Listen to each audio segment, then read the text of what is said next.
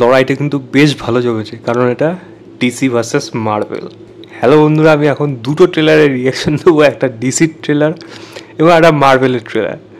DC ট্রেলারটা নিয়ে প্রথমে কথা বলি, সেটা হলো সুপারম্যান নতুন একটা ট্রেলার আজকে বেরিয়ে গেছে এবং সেখানে দেখাচ্ছে লুইস লেন সে সুপারম্যানকে ইন্টারভিউ করছে, তার উপর যে অ্যালিগেশনগুলো আসছে কাইন্ড অফ তাকে একটা প্রিপারেশন দিচ্ছে, মানে প্রেস ব্রিফের আগে যেরকম একটা তার গার্লফ্রেন্ড তাকে মানে একটা তৈরি কার রাখছে যে কী কী প্রশ্ন করতে পারে, কী কী সে উত্তর দেবে সেই অনুযায়ী। এবং তার ফ্ল্যাশব্যাকে বেশ কিছু ঘটনা দেখানো হচ্ছে যেখানে যেখানে সুপারম্যান ইনভলভ হয়েছে, কিন্তু তার উপর অ্যালিগেশন আসছে, কারণ সে কার কথা শুনে এই ঘটনাগুলোর মধ্যে নিজেকে উপস্থিত করেছে এবং সে কাইন্ড অফ একটা মানে যুদ্ধ থামিয়েছে হোক, সে মানুষকে বাঁচানো হোক, কিন্তু কোথাও যেন তার উপর অ্যালিগেশনগুলো আসছে।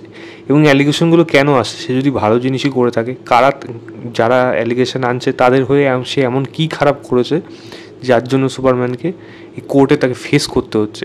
এবং তাকে বরাবরই যে জিনিসটা বলা হয় যে সে একজন এলিয়েন, সেই তো পৃথিবীর না, তো সে ক্রিপ্টোনিয়ান, তো তাকে কীভাবে একটা মানুষ হিসাবে সবাই অ্যাকসেপ্ট করতে পারে এবং আলটিমেটলি পারে নাকি। এবং সেখানে লুইস লাথার সার কি মানে বক্তব্য, মানে বলা যায় সাহায্যের লড়াইটা সুপারম্যানের সাথে, এবং সে কীভাবে এইগুলো প্ল্যান করছে সুপারম্যানকে ডিফিট করার জন্য, কারণ সে চায় না তার জায়গাটা কোনোভাবে সবাই সুপারম্যানকে দিয়ে দিই, কারণ সে সর্বা হতে চায়।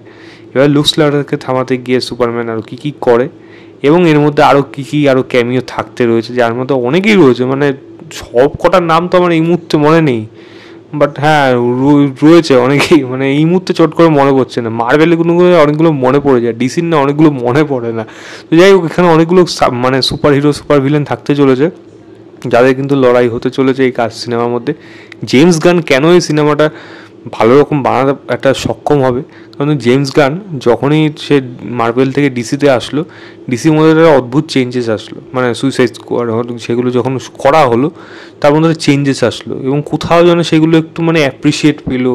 তারপরে এই জন সিনার যে সিরিজটা আসলো, তারপর এখন আবার নতুন আসছে, তো সেই জিনিসগুলোর মধ্যে অনেক কিছু চেঞ্জেস আসতে শুরু করে, যেটা কিন্তু লোকে পছন্দ করে। এবং জেমস গানের আরেকটা প্রধান জিনিস হলো সে সিনেমার মধ্যে মিউজিকের ইউজ ভালো রকম করে, যেটা গার্ডিয়ান অফ দ্য গ্যালাক্সিতে সে বরাবরই করে এসছে, সেটা কিন্তু এই সিনেমাটার মধ্যে পাওয়া যাচ্ছে। সুপারম্যানের মিউজিক কিন্তু ব্যাপক হয়েছে এবং ইমোশনাল কোর হোক, যেই জায়গাগুলো হোক, সেখানে কিন্তু সুপারম্যান মিউজিক ব্যাপক লাগছে।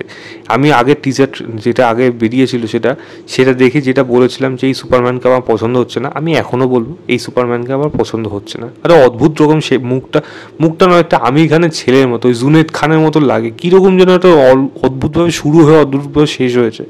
আমি এটা কারুকে মানে মানে এটা প্লিজ খারাপভাবে নেবেন না, বাট আমার ভালো লাগছে না। মানে হেনরি ক্যাভিলকে দেখার পর বা আগে যারা হয়েছে তাদেরকে দেখার পর আমার ঠিক জমছে না। যাই হোক, দেখা যাক, সেটা ভবিষ্যৎ বলবে, পরে হয়তো আর পরে এই নিয়ে আরও চলতে থাকবে, দেখা যাক সেগুলো কী হয়। বাট আমি যদি ট্রেলারের কথা বলি, ট্রেলারটা কিন্তু ইন্টারেস্ট গেইন করে এই সমস্ত মানে সুপার হিরো সুপার ভিলেনদের লড়াই, সঙ্গে জেমস গান ডিরেকশন এবং সঙ্গে তার মিউজিক, এই সিনেমার ট্রেলার কিন্তু আরও আপডেট করে নিয়ে যাবে। দেখা যাক সিনেমাটা কীরকম হয়।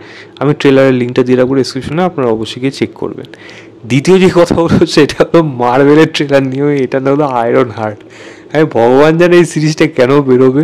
এবং রিডি উইলিয়ামসকে আপনারা দেখতে পাবেন, মানে ক্যারেক্টারটার নাম হলো রিডি উইলিয়ামস, যাকে আপনারা আয়রন হার্ট হিসেবে দেখতে পাবেন, এবং তাকে অলরেডি একবার দেখে নিয়েছে, সেটা হলো ব্ল্যাক প্যান্থার ওয়াকান্ডা ফরএভারে। সে একটা অদ্ভুত আয়রন স্যুট বানাচ্ছিল, যেটা কাইন্ড অফ আয়রন ম্যান যে স্যুটটা বানিয়েছিল তার সমধরণ টাইপের একটা সে স্যুট বানাচ্ছে, যেটা প্রচণ্ড পাওয়ারফুল। এবার কথা হলো এখানে যে স্যুটটা বানিয়েছে, এটা সত্যিকারে বলতে গেলে মার্ভেল না, বরং জিআইজো লাগছে, বা ওই কাজুমি যে কিরকম ধরনের সিনেমা হয় না যেগুলো জাপানিজে হয়, ওরকম টাইপের লাগছে অনেকটা।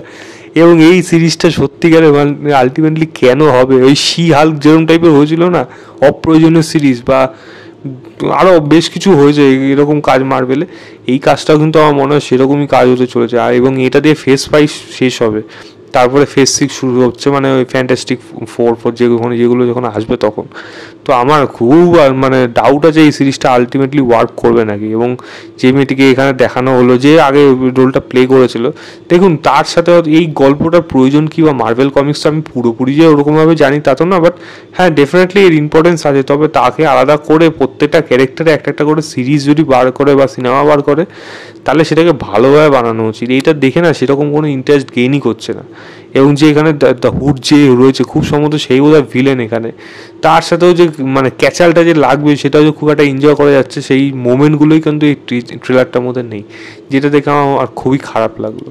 এবং একটা বারবার কথা যেটা কন্ট্রোভার্সি হচ্ছে, ম্যাফিস্টো থাকবে, ম্যাফিস্টো তো দেখা তো গেল না, আলটিমেটলি আদৌ থাকবে নাকি সেটা আরও দেখার মতো বিষয়। অ্যাটলিস্ট আমি তো বুঝতে পারিনি, আমি দুবার দেখেছি ট্রেলারটা এবং দুবারের মধ্যে আমি তো ম্যাফিস্টোর কোনো জায়গা সেরকমভাবে আমি পেলাম না। এবার তার মধ্যে যদি কিছু লুকিয়ে থাকে তাহলে আলাদা, ম্যাফিস্টো থাকলে সেটা পরের ব্যাপার। বাট এই ট্রেলারটা আমার খুব একটা বেশি জমেনি, যে জুন মাসে আসবে আর সুপারম্যান অবশ্যই জুলাই মাসে আসছে।